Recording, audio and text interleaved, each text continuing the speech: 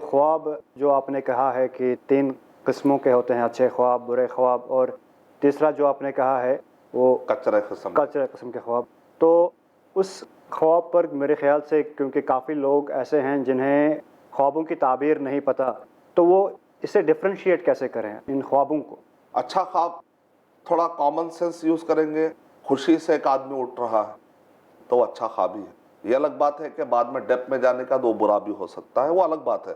لیکن common sense تو یہ ہے کہ فی الوقت تو اچھا ہے جب تک کہ اس کو کوئی چیز ظاہر نہ ہو جائے، جب تک کہ اطمینان نہ ہو. اگر کوئی چیز تعبیر دے گا بھی تو وہ ایک اندازہ ہی ہے، کوئی شریعت تو نہیں ہے. خواب کو ہم شریعت کا مقام تو نہیں دے سکتے.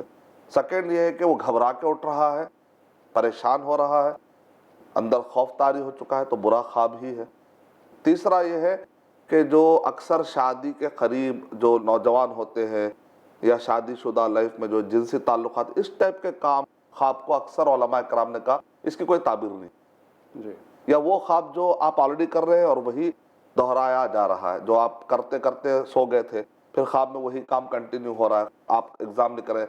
تو جنرلی ایسے خوابوں کی بھی تعبیر نہیں ہوتی جنرلی، لیکن بعض اوقات اس میں بھی تعبیر نکل کے آ سکتی ہے.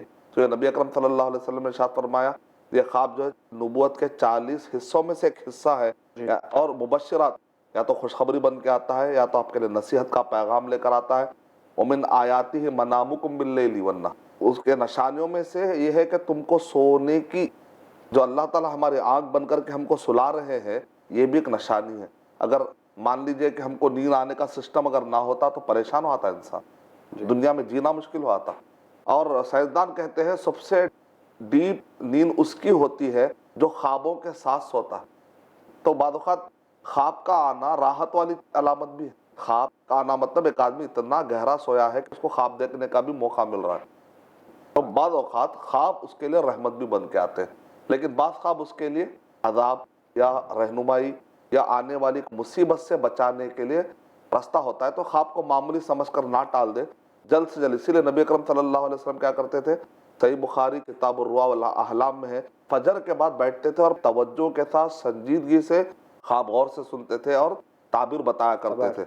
کیوں؟ اس لیے کہ آدمی رات میں دیکھا ہے، فجر کے قریب اگر دیکھا ہے، اکثر یہ خواب زیادہ آتھینٹک ہوتے ہیں، اکثر پورے ہوتے ہیں، تو کہیں بھول نہ جائے کیفیت بتانے میں، صفت بتانے میں، اس کا اسپیسیفکیشن بتانے میں. تو فجر کے بعد ہی ایسا کوئی سسٹم رہے تو اچھا ہے، مسجدوں میں علماء کے پاس جا کر بتا لیا جائے، جلد سے جلد بتا لے. کیونکہ جیسا سا وقت گزرتا ہے تو دھندلا پن ہونے کی وجہ سے آدمی غلط کا شکار، کیونکہ جو خواب دیکھا نہیں ہے وہ بتانا بہت بڑا جھوٹ ہے، بہت بڑا گناہ بھی ہے. تو جو ہے کوشش کرے کہ سنبھل کے بتائے، بتانے والا جھوٹا نہ بتائے. بولنے والا آدمی یہ دعویٰ کر دے بھئی یہی ہے، مت نہیں، یہ اندازہ ہے.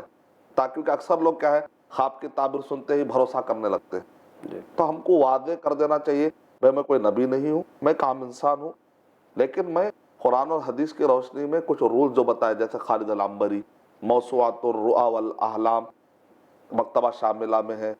اسی طرح انگلش میں ڈاکٹر بلال فلپ کی بھی کتاب بہت اچھی ہے. تو یہ کتاب، اس میں صحیح بخاری میں، صحیح مسلم میں جو نبی صلی اللہ علیہ وسلم، صحابہ اور تابعین نے خواب کے تعبیر دی، اس کو انہوں نے جمع کر دیا. تو ایسے آپ کو ایک جگہ پر کتاب مل جائے گی انگلش میں، تو یہ بھی بڑی اچھی کتاب ہے، پڑھنے کے لیے فائدہ رہے گا.